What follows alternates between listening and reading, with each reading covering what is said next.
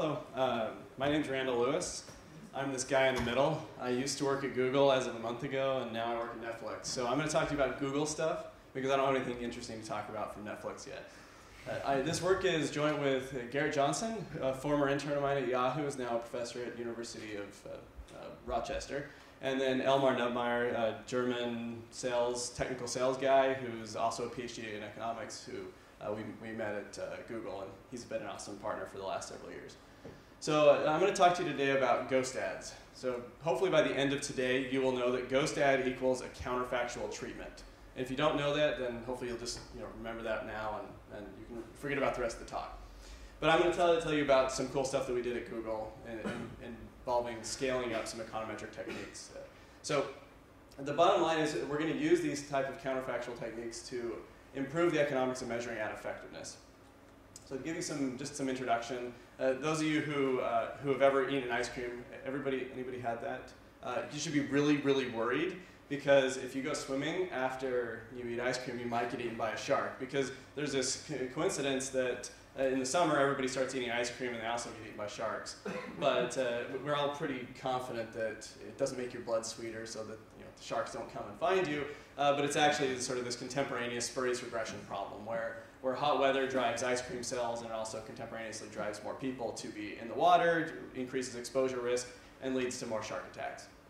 So, but we kind of have the same problem in advertising, and in many other cases actually in online consumer goods, where we have people doing stuff online, like seeing ads, and then the question is, does that actually cause conversions? Well, they kind of happen at the same time, right? Well, in some research I did at Yahoo back a few years ago when I was in Yahoo Research, we saw some graphs that looked like this. So what we did is we basically took an advertising campaign and we asked, did you visit yahoo.com? So this was for Yahoo's branded advertising. Did you visit yahoo.com before or after the ads? So we wanted to just do a simple sort of event study where you take every user and you show them an ad on a particular day and you compare, did they visit before or after? And this is what we saw for the people who were exposed. So it looks like a pretty big effect, right? This actually represents about 100% lift. So it just says that advertising, Yahoo showing its ads essentially doubles the amount of traffic to its website. So it's pretty important, right? Well, the problem is it's not a true effect, because if you run an experiment, you get the exact same curve.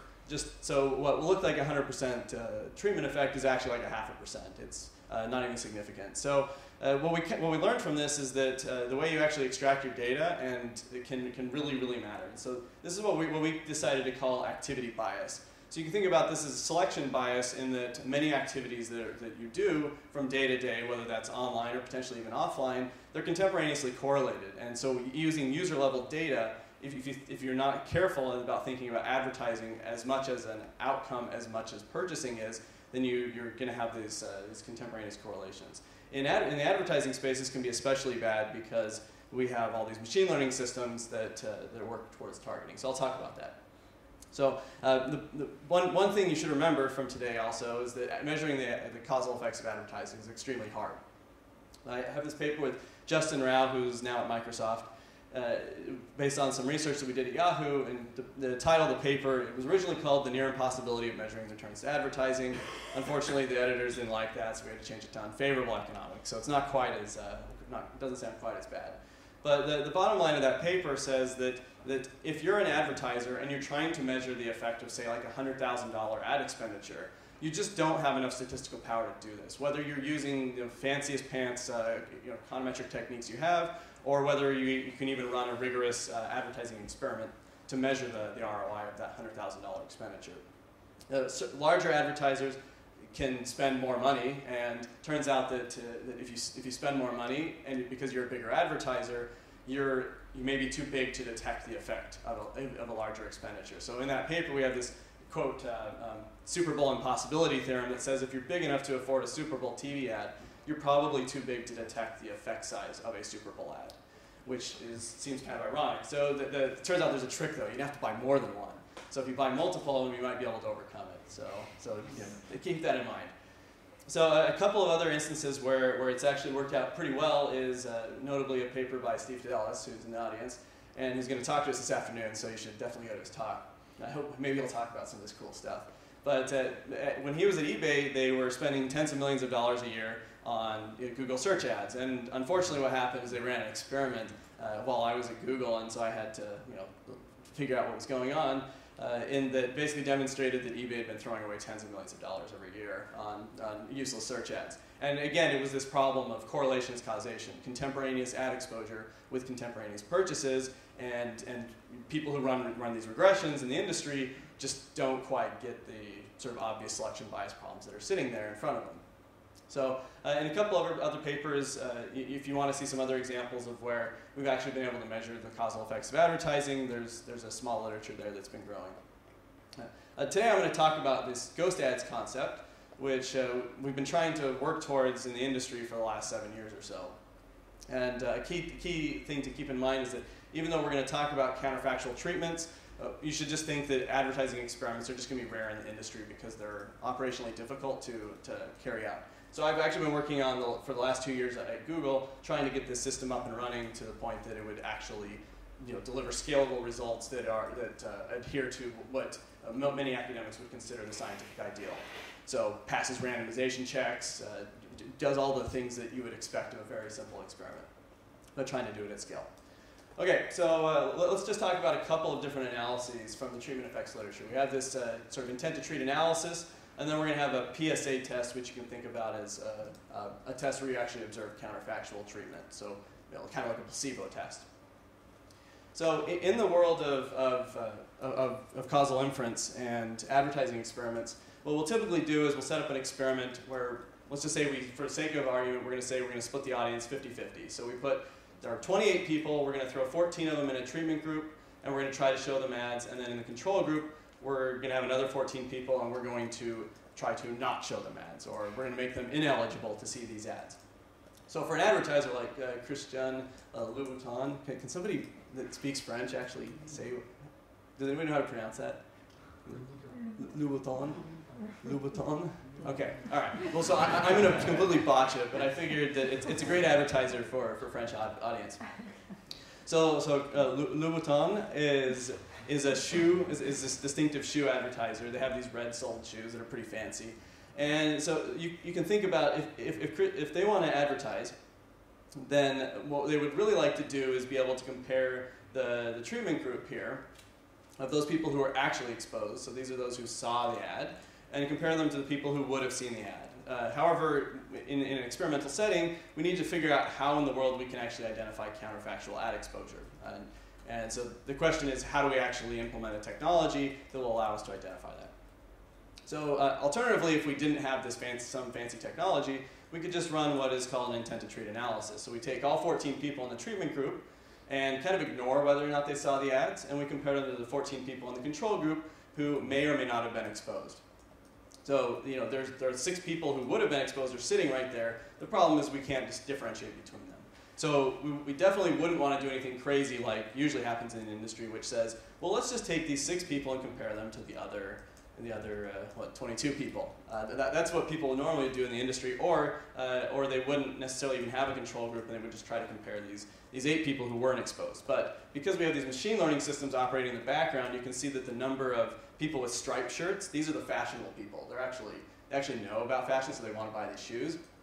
And there's kind of the plain people that like me who don't know anything about fashion, so they wear like a T-shirt to a conference like this, and so they have these solid shirts, and so what you can see is that the targeting system is trying to show ads to people with striped shirts, and it can't necessarily get them all because we're not handcuffing people to the computers and forcing them to go visit websites in order to see ads. So there's endogenous take-up by the users, and there's also endogeneity in terms of the way the ad targeting system would work. For those of you who attended the Criteo discussion yesterday, that's kind of a similar, the type of advertising that they're doing fits perfectly into this setting. So another big problem that comes up is because we have these 14 people, we have 8 of them which were not exposed and would not have been exposed. These people actually contribute to the noise. In the real world, while I've drawn a nice diagram here for you that shows that it's only 8 out of 14. In many cases, these can be 49 versus 1. So we can have only a 2% reach among the people that we're trying to reach with the advertising. And so the amount of extra noise here can actually be astronomical. So an alternative approach that gets done in the industry a lot is called this public service announcement test. So this is where what you set up is kind of like a placebo. So what we try to do is show a sea turtle rescue ad, because everybody likes sea turtles, right? So we show them an unrelated ad to the shoe manufacturer, and but what ends up happening in these ad systems is that the ads, when Criteo shows up and they're like, oh, well, I want to show ads to people who really like sea turtles, and then their machine learning system will also say, oh, I want to show ads to people who are fashionable. And so what ends up happening is we show these ads to fashionable people, and then we show these sea turtle rescue ads to environmentalists. And as you might expect, the baseline purchase behavior of fashionable shoes and fashionable clothing among environmentalists might be completely unrelated to their interest in, basically, these are going to be completely non-comparable. So suppose that the fashionable people are purchasing 3 times as much in terms of fashionable clothing than the solid shirt people. What will end up happening is we're going to misattribute a large share of the selection we're basically going to attribute this selection bias to the ad effect. We'll say that we're basically just going to miss the selection bias here. So yes. Is there ever a moral hazard problem that the advertisers want the experiment to show that the advertising works, and so they actually want to do that's endemic to the entire industry. So yes, absolutely. They would love this, because they would show that. Yeah, so if you want to hear some great stories from Steve, get him over dinner, and he'll tell you all the great stuff that happened at eBay.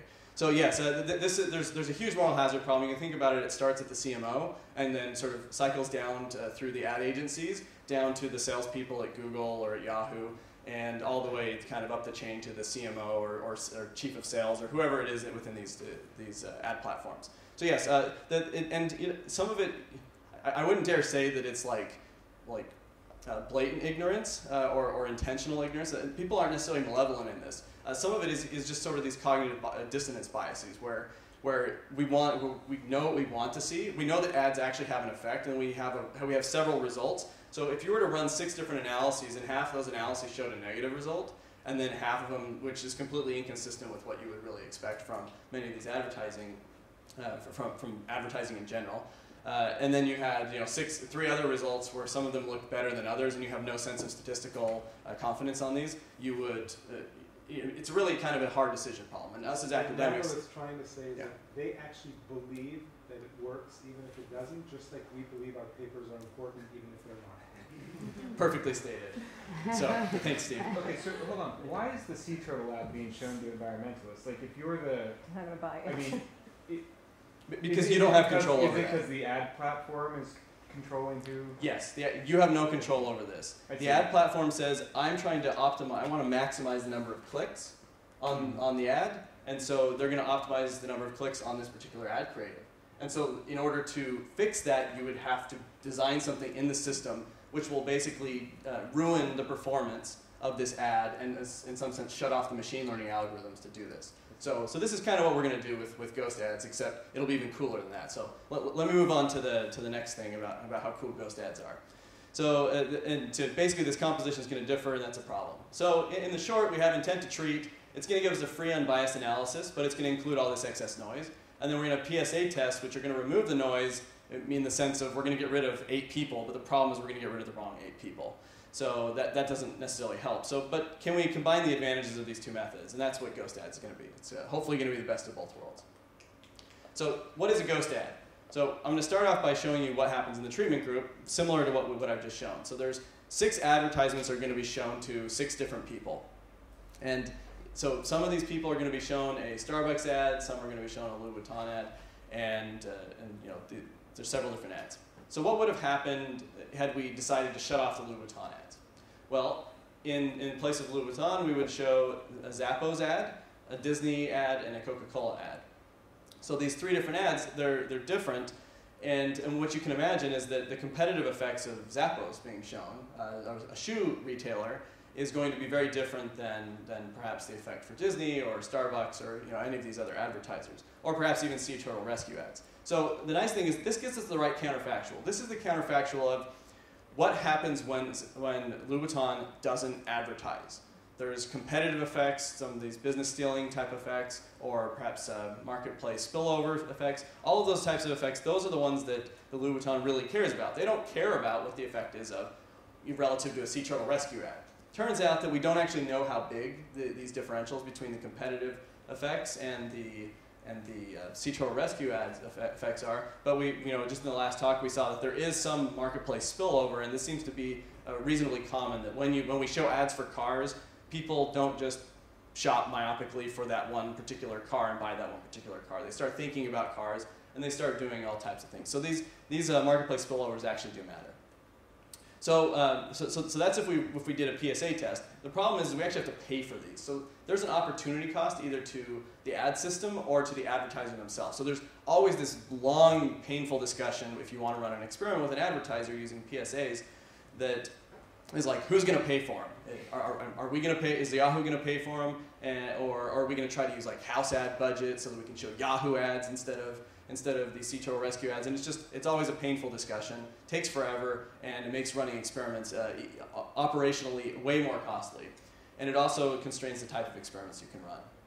So what do we want to do here? Basically, we want to show the Zappos ad, and then we want to put a little Pac-Man guy next to it, which basically says we're going to log, we're going to log information that says we would have shown the Louis Vuitton ad, but instead we're going to just sort of skip it and not show it, and what's going to be shown instead is the Zappos ad. So you can think about in the ad system there's a ranking that says here's the top ad I want to show, and in the state where Louis Vuitton's campaign is active, that ad is going to be the one that's going to be shown, but there's always a second ad, sort of a second place ad that we can always backfill with.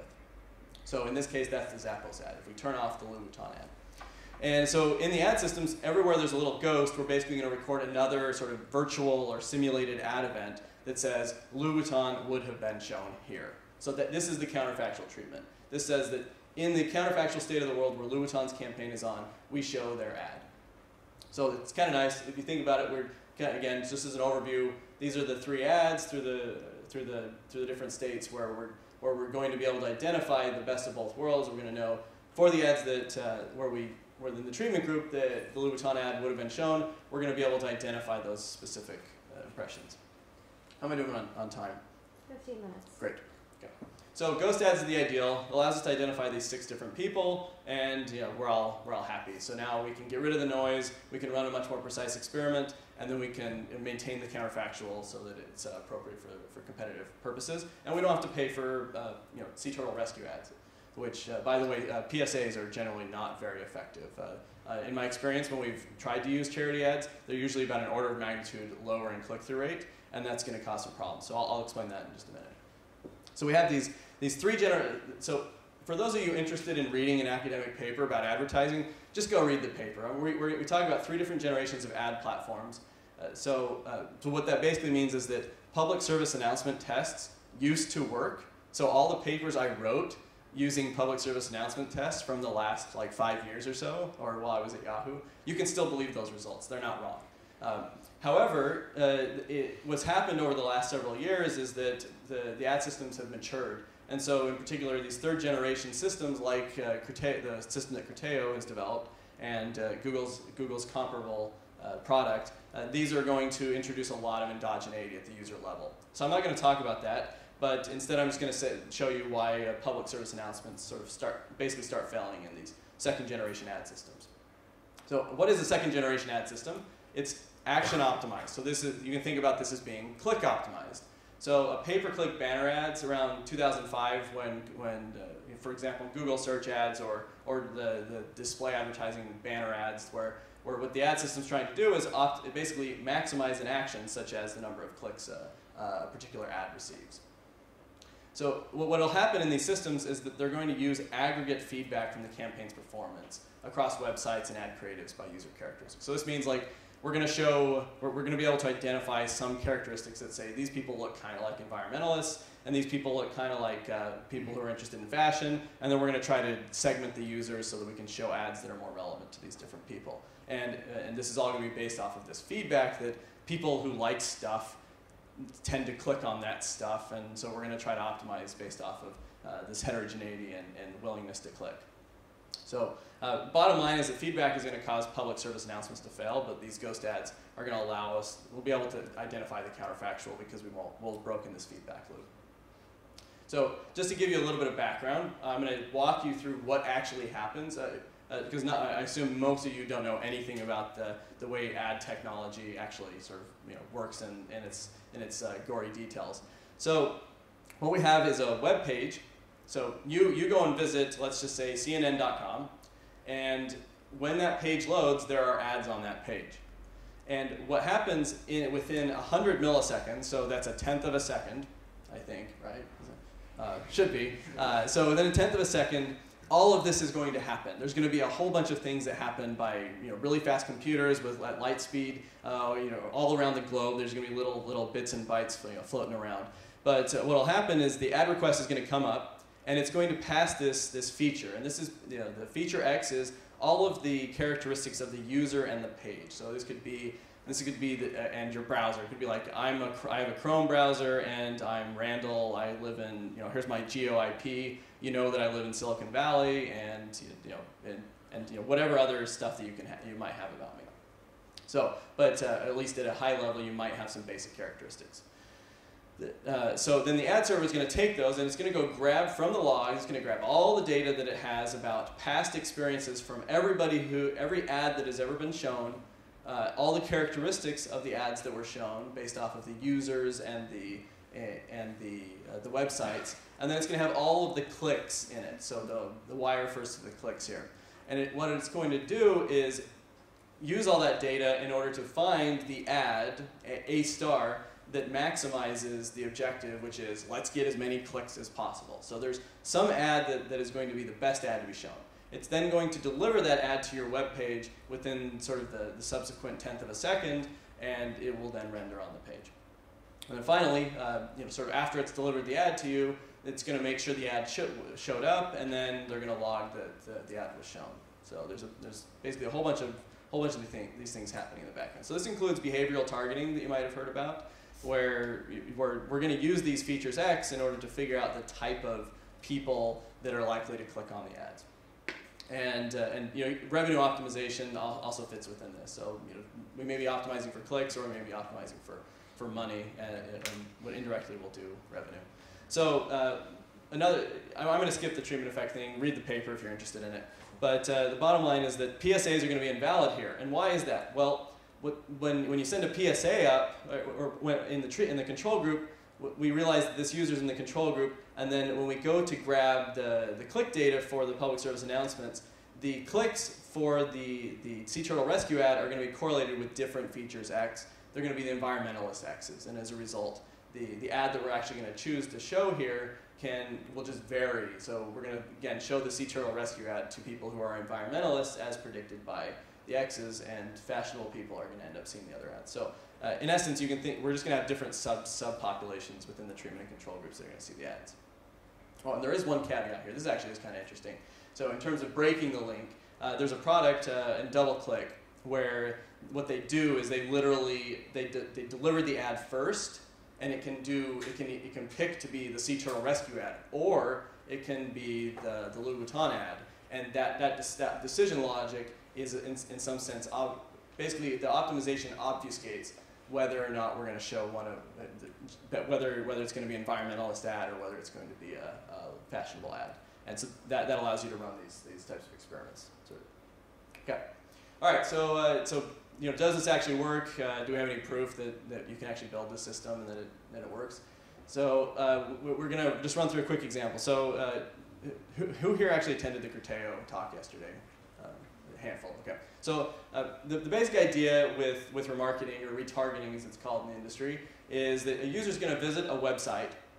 That the user's cookie is then going to be added to some list, and that's going to prioritize this advertiser's ad for them.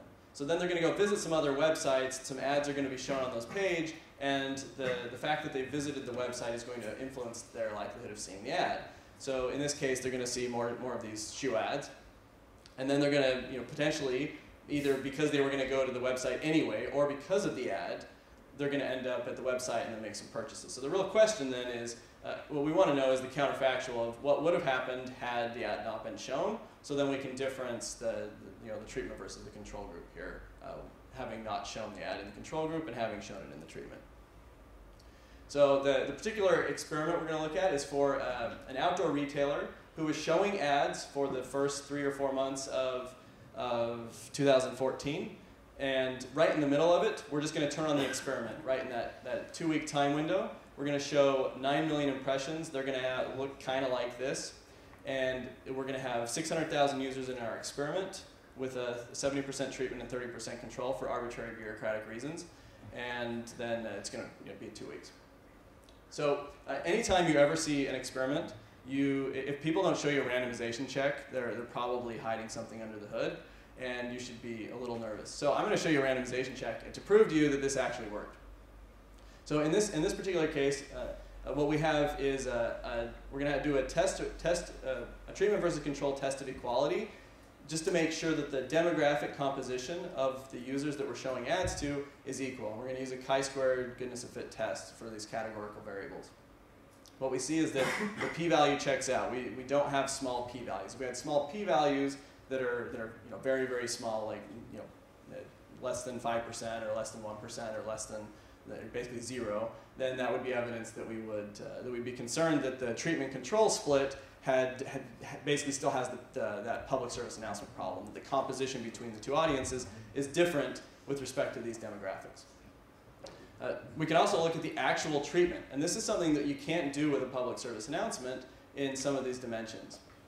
So these are these ghost ads where what we've done is basically show the Louboutin ad or try to show the Louboutin ad and then decide not to show it at the last second in order for the sake of the experiment. And what we're able to see in this case is that for the first impression, the very first ad that each user has an opportunity to see, that we pass all the randomization checks properly. And then for reasons that you can read about in the paper, the average impression does not actually work out. And there's a lot of interesting reasons why that, but I don't have time to go over. But this is expected behavior. The predicted conversion rate and cost per impression, those are a little low, those p-values. We've run so many of these tests that I don't know how to think about p-values of 0.1.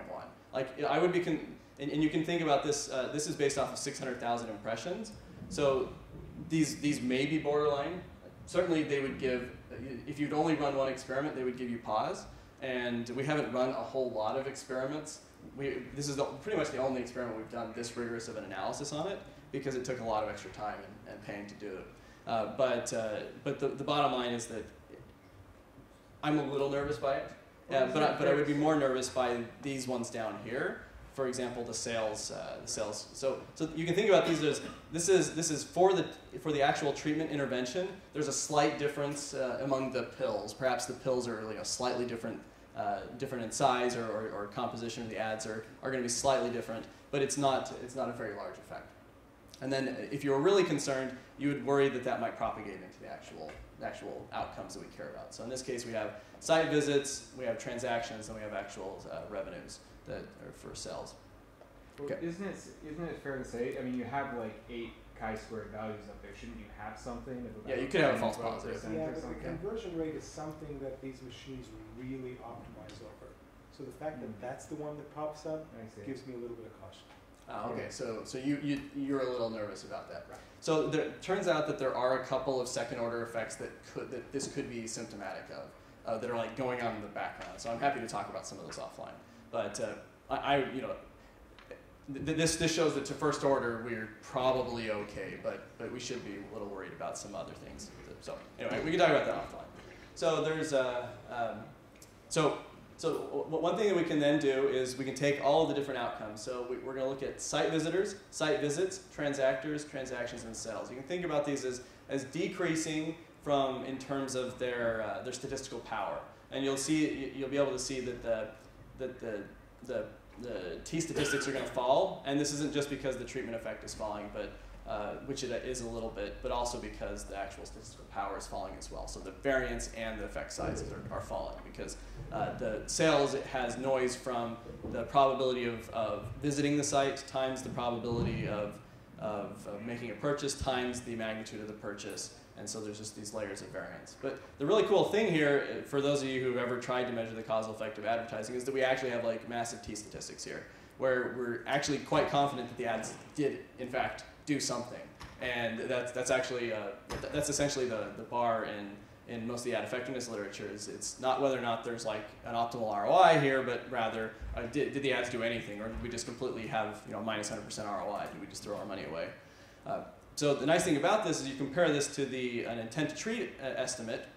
In the intent to treat analysis, you can note that the t-statistics, surprisingly actually, most of them are statistically significant. But note the difference in magnitude here between on the sales side. So in this case, if we use the intent to treat estimate, we would have essentially more than doubled the expected effect size, but it's borderline significant. And then note that when we actually get a more refined estimate, it would not have been significant. So the actual t-statistic would have been closer would have been less than 1 if we had more precise results. So it seems like a common thing that if you run an underpowered test, you're really likely to get really large and economically significant results, even if they're not statistically significant, but that's just because it's a really low powered test. So you should be thinking about, can we rule out reasonable hypotheses? And it turns out the reasonable hypothesis is on the order of $100,000 here, where that roughly corresponds to a break-even ROI. So if they had made, if the incremental effect is $100,000, they basically made money off of it. All right, how many minutes? 2 minutes. Okay, 2 minutes. All right, I'll just wrap it up. So the Hausman test allows us to compare these two estimates because they're estimating the same exact treatment effect. They're the ghost ad analysis has just cleaned up the noise, and it's improved our relative variance by roughly an order of magnitude. So by cleaning up all of these people who would not have been exposed, we radically can improve the statistical precision. And that sort of changes the economics of experimentation here. So we'll just skip ahead. We've already seen that. Okay, so the one thing I want to conclude with is that ghost ads can radically change even the type of experiments you would run. So a common experiment that people would run when they actually had to pay for a public service announcement instead of a ghost ad, if they run if they were paying for every single one of these sea turtle ads, they would tend to have a tiny control group. And guess what happens when you have a tiny control group? You have really imprecise estimates, but a really expensive ad campaign. So ghost ads allow you, for those of you who have thought about the binomial distribution a little bit, you know that it's p times 1 minus p. The cool thing about this is with ghost ads, when you're not paying for every single one of those silly public service announcements, you can now run, instead of a 95% experiment, you can now run a 5.95% experiment, where now you've lowered your cost of experimentation and learning by over an order of magnitude. And so that means that instead of spending $100,000 on your campaign, you could potentially spend $5,000 and still learn the exact same amount of information you would have learned before. So this can really change the way you would think about it. And then if you further concentrate the amount of money that you spend, you can further improve your statistical power, and you can use interpolation to learn even faster. And then if you wanted to, you could then do explore, exploit in a scalable way, because you can actually have a large enough counterfactual to measure the absolute ROI, the change in ROI for each one of these different types of ad targeting you might use. So anyway, bottom line, I kind of think this is a revolution in advertising effectiveness, and I can kind of state that because I know that there are companies out there who have tried to build this exact same thing, and so we're not the only ones trying to do it, and I would also like to claim credit for some of those people reading my papers or being my interns. But yes? Do you account for the fact that you show competitors' ads? I mean, just a small group of people, but there is a leakage from that as well, right? You mean in? You show examples all the time. Yeah, it depends on what the counterfactual. So the advertiser doesn't care about the absolute effect of advertising. They care about the sum total of the absolute effect with the competitive effects. So this takes into account all those competitive effects, where if Zappos and Louis Vuitton are advertising the same space. So I'm just going to wrap it up with just these last couple of comments. Basically, every day there's over 100 million of these ghost ads being logged on the Google Display Network, processing the experiment pipeline I built. It processes hundreds of thousands of outcomes. This experiment represents essentially the first real experiment we were able to run that was well powered. And we've got some pretty cool stuff showing that the economics of experimentation can be changed by this type of technology. So the bottom line you should remember, though, is that these sort of ghost events, as I've called them, they're basically just counterfactual treatment events. So you can apply this type of approach And in the paper, we go into more of the details of the problems that can actually arise in these systems, where if you just do kind of the naive thing of just logging the counterfactual, it doesn't actually work well. You can actually apply this in industrial systems. So hopefully this type of technology will expand and be used throughout the industry much more. So thank you.